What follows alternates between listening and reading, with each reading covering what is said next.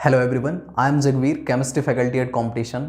इस टेक्नोलॉजी के ज़माने में जब सारी चीज़ें इतनी स्पीड से आगे बढ़ रही हैं, हर चीज़ में नए नए इनोवेशन हो रहे हैं, तो जैसे ही इंडिया में अगर हम रेल नेटवर्क के बारे में देखें, जो कि दुनिया का चौथा बड़ा रेल नेटवर्क है, तो वहाँ भी बहुत सारे एडवांसमेंट हमें देखने को मिलेंगे। पुराने टाइम पे किस तरह की, जैसे हम बात करें कि मुंबई लोकल, कोलकाता लोकल, इन सब की लोकल की बात करें, और एक धीरे धीरे चीज़ें कितनी डेवलप हुई हैं कि मेट्रो आई, मेट्रो कितनी सक्सेसफुल है। पर्टिकुलरली जो भी हम मेट्रो सिटी के नाम से ही दरअसल जान रहे हैं, जैसे आपका दिल्ली हुआ, दिल्ली की मेट्रो कितनी ज़्यादा रेवेन्यू जनरेट करके दे रही है। और फिर धीरे धीरे बुलेट ट्रेन का ज़माना आ रहा है। तो इन सब में कि यार जब ये चीज़ें आएंगी, इसके लिए एडवांस टेक्नोलॉजी की ज़रूरत पड़ेगी, तो ठीक है, हम हेल्प लेते हैं कि मैकेनिकल इंजीनियर इसमें काम करें, या फिर कहीं इलेक्ट्रिकल इंजीनियर इसमें काम करें, कहीं सॉफ्टवेयर वाले भी इसमें आ जाएं। ठीक है, वो चीज़ें हैं, लेकिन हम कहीं ना कहीं ये चाहते हैं कि रेलवे में जब हमें एडवांसमेंट चाहिए, तो क्यों ना गवर्नमेंट का ही एक ऐसा इंस्टीट्यूट हो कि जहाँ पर इन चीज़ों के लिए पर्टिकुलरली स्पेशली ट्रेंड किया जाए बच्चों को, वो इसी चीज़ की इंजीनियरिंग पढ़ें, जहाँ से इसी में ही एडवांसमेंट और ज़्यादा हमें देखने को मिले। क्यों हम बाहर से इंजीनियर हायर करने की सोचें, हम खुद के बच्चे ही क्यों नहीं इतने बढ़िया लेवल पे कैपेबल बना दें कि यार वो बहुत अच्छे एडवांसमेंट में जा सकें। तो इसी सिलसिले में हम आज बताने जा रहे हैं आपको कि यार रेलवे में पर्टिकुलरली इंजीनियरिंग करनी है तो उसका एक इंस्टीट्यूट है, दरअसल कौन सा है, एनआरटीआई के बारे में हम बात करेंगे। National rail and transportation institute एक गवर्नमेंट ऑर्गेनाइजेशन है, गवर्नमेंट इंस्टीट्यूट है, उसी के बारे में बात करेंगे। ठीक है, जैसे कि इन्होंने अपना स्लोगन दे रखा है, be the transformation in India's transport ecosystem. तो यहाँ पर ट्रांसपोर्ट में ही आपको बीटेक कराई जाती है। रेलवे के जो भी इक्विपमेंट है, हर बहुत बारीक बारीक हर चीज़ आपको सिखाई जाती है, हर चीज़ के बारे में यहाँ पे बात होती है। इसके पीछे एक विज़न है, एक मिशन है, दरअसल एक मैसेज है from honourable ministry of Railways के थ्रू। ये है, ये आप देख सकते हैं, या वेबसाइट विजिट करेंगे। वेबसाइट है आपकी nrti.edu.in। ठीक है, ये आप विजिट करेंगे तो आप पहुँच जाएंगे इसमें। चलिए बात कर लेते हैं इसमें क्या क्या चीज़ें हैं। आप जब इसके होम पेज पे जाएंगे, ये आपको देखने को मिलेगा अबाउट एकेडमिक्स प्रोग्राम्स। तो हमारे लिए काम की चीज़ है भैया, कौन कौन से प्रोग्राम ये ऑफर करते हैं। सीधी सी बात है, BBA in transportation management, BSc in transportation technology, ये दोनों के दोनों प्रोग्राम 3 ईयर प्रोग्राम हैं। और ये इंस्टीट्यूट जब से एस्टेब्लिश हुआ है 2018 से, तो इनका एक बैच पास आउट हो चुका है 2021 में। और ये दोनों के दोनों प्रोग्राम हैं। इनमें एडमिशन लेने के लिए इनका खुद का एंट्रेंस होता है, उसके बेसिस पे आप इनमें एडमिशन ले सकते हैं। नेक्स्ट बात करते हैं और कौन से ऑफ प्रोग्राम हैं इनके। अंडर ग्रेजुएट प्रोग्राम ही है सारे के सारे, ये जो भी पांचों लिस्टेड हैं। BTech in rail infrastructure engineering, BTech in rail systems and communication engineering, BTech in mechanical and rail engineering. इनमें ये अंडर ग्रेजुएट प्रोग्राम में ये जो बीटेक के प्रोग्राम हैं। पोस्ट ग्रेजुएट के ये भी यहाँ कुछ मेंशन है, लेकिन मेरा मेन जो फोकस है वो इन पर रहेगा, दरअसल बीटेक वालों पर। ठीक है, हाँ क्यों नहीं, बीएससी भी कर सकते हैं, बीबीए भी कर सकते हैं।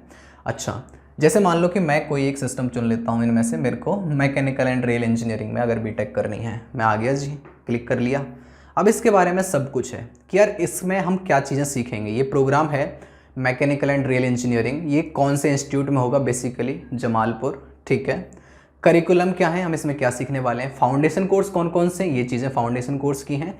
ठीक है, और कोर कोर्स कौन कौन से हैं, वो ये सब कोर्स हैं जो इसमें पढ़ने को हमें मिलते हैं। ठीक है, अब मेन फोकस है हमारा यार कि इसमें एडमिशन कैसे लें।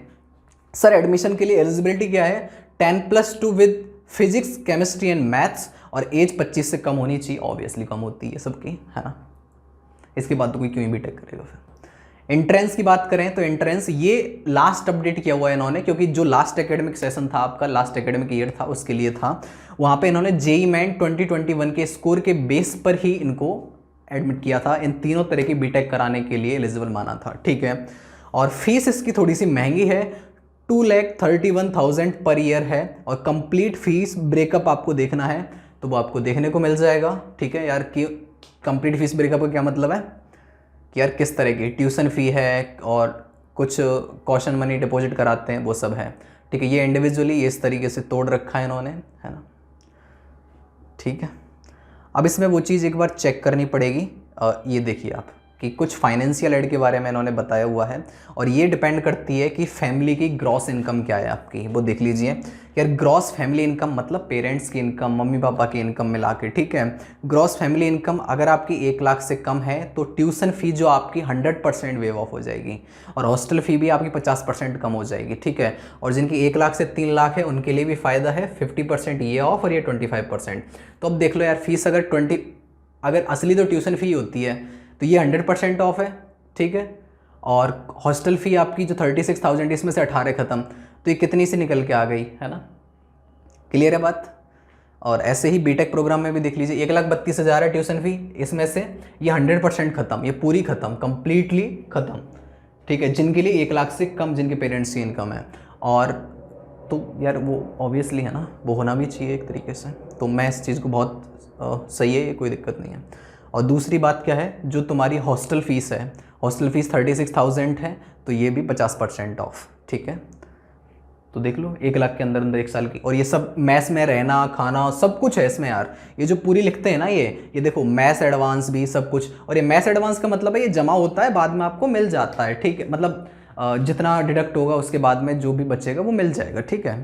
तो ये पूरी गणित लगा के रखते हैं, वो रिफंड कर देते हैं, बाद में जो भी अमाउंट बचती है आपके अकाउंट में आ जाएगी, वो कोई दिक्कत नहीं है सच।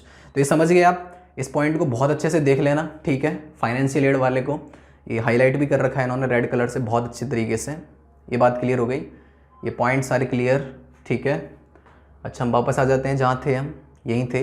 Entrance JEE main 2021 score. तो सर हम तो 2022 में एडमिशन लेना चाहते हैं ना, तो ऑब्वियसली जेईई मेन 2022 स्कोर। इनका फॉर्म आएगा, फॉर्म आपको फिल करना पड़ेगा, स्कोर वैलिड रहेगा ये वाला, डालिए फिल करिए, बिल्कुल जा सकते हैं, ठीक है।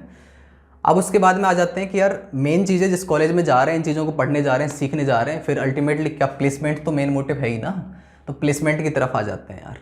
क्योंकि मैंने बताया 2018 में ये स्टार्ट की गई थी, तो इनका पहला BBA वाला और BSc वाला एक बैच पास आउट हुआ है दरअसल, ठीक है, 3 साल वाला। बीटेक का कोई बैच अभी इनका नहीं निकला है, तो उनके प्लेसमेंट पे भी नज़र डाल लेते हैं फिर भी, ठीक है, क्योंकि वो तो 2022 में ही पास आउट होगा इनका जो पहला बीटेक का बैच है वो। तो इस पर नज़र डाल लेते हैं यार एक बार, है ना।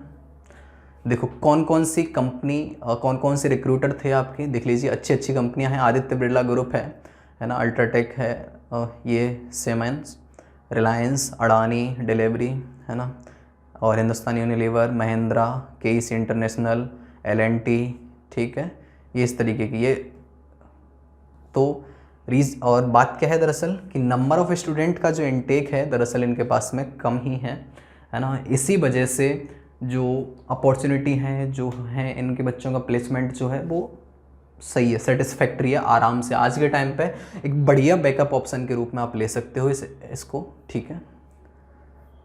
अगर इन्होंने कहीं पर डेटा भी दे रखा है तो मेरे हिसाब से डेटा भी दे ही रखा है इन्होंने, है ना, तो वो भी ठीक ठाक है, अच्छा है मतलब अपने आप में। तो यार क्या दिक्कत है, ऑब्वियसली एक बैकअप प्लान किया जा सकता है ना इसी फॉर्म में। और बता ही दिया तुम्हें, सब कुछ तो बता दिया बस। तो जब इसके लिए एप्लीकेशन फॉर्म आए तो आप अप्लाई कर सकते हैं। साइट आपको पता ही है nrti.edu.in, ठीक है। पढ़ते रहो, पेपर आ रहा है, तैयारी करते रहो, ठीक है। Thank you.